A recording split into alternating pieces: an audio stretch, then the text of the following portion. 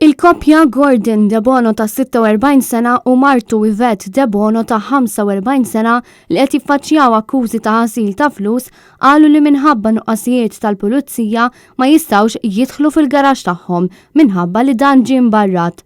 L-avukat Joe Giglio li qed jidher għal Yvette De Bono mejjun mill-avukat Roberta Bonello insista li minħabba l-inkonvenjent tal-pulizija qed tbagħat il-koppja De Bono.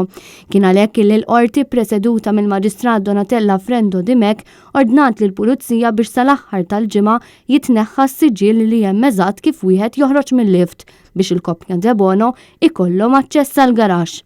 Il-koppja kienet ingħatat il-libertà proviżorja fuq depożitu ta' 50,000 euro kull wieħed u garanzija personali ta' 150,000 euro. Huma kienu tresqu l-qorti f'Novembru li għadda.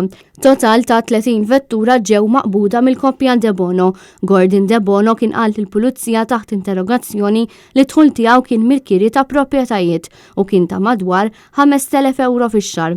Il-prosekuzzjoni qed titmexxa mill-Ispettur Omar Caruana fil-waqt li għal Gordon De Bono qed jidher l-avukat Roberto Montaldo.